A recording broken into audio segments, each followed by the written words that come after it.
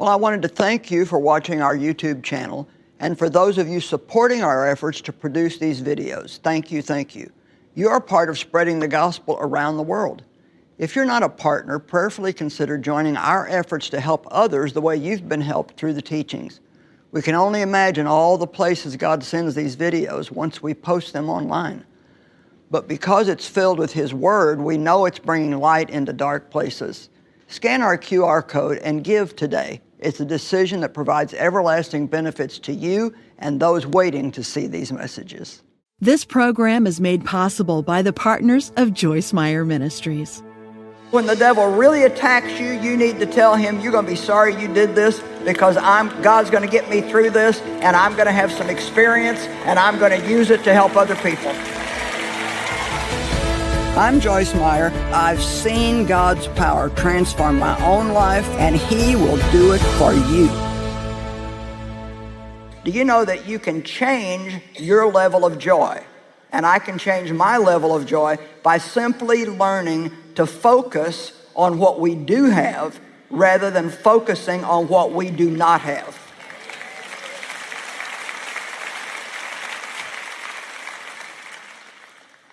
All right.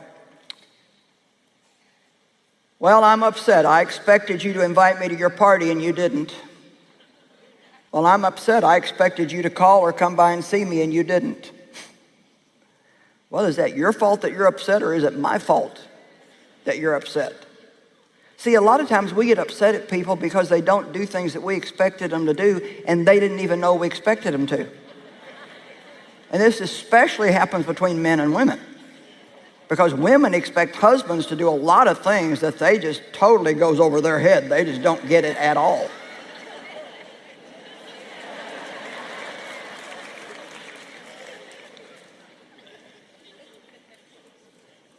You want them to understand you. Well, they're not ever going to. A man is not going to understand a woman, especially when she gets up and has one of those hormonal days. He doesn't have those days. He doesn't know what it's like. So I've finally trained Dave. I don't care if you understand or not. Just tell me you do.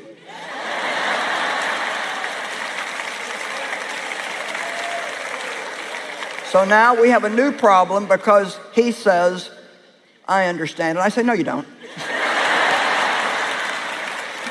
But you see, that's the way it is when a woman's like that.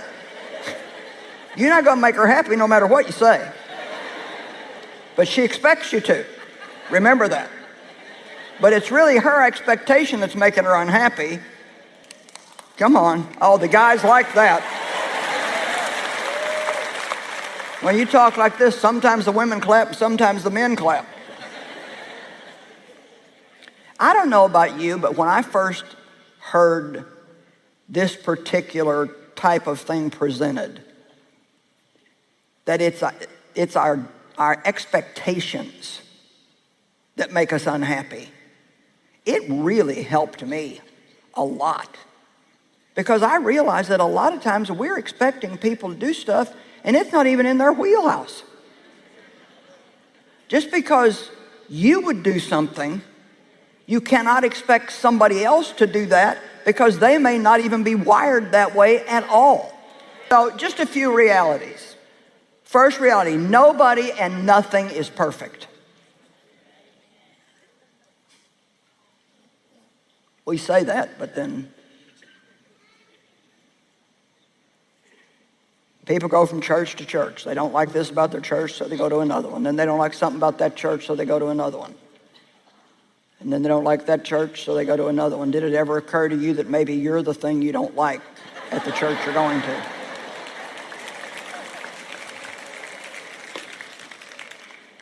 This is a true story. A woman was getting married for the 7th time. And our pastor was doing the ceremony, and she went to him and said, Pastor, I need you to pray that this man will treat me right. And he said, well, you've been married 7 times, and you probably need to consider that you're the only common denominator in all 7 marriages. Oh. You know, we chase perfection when we're 20. But by the time you're a little bit older, you realize that it's just a myth. And you just deal with it. Real life is not perfect. Here's how you can be perfect. James 3:2. For we all stumble in many ways, but if anyone does not stumble in what he says, he's a perfect man. So when you can get to the point where you never make one mistake with your mouth, then you can plan on perfection. There's only one perfect thing, and it's Jesus. And the Bible says that when the perfect comes, the imperfect will pass away. Well, the perfect is referring to when Jesus returns again.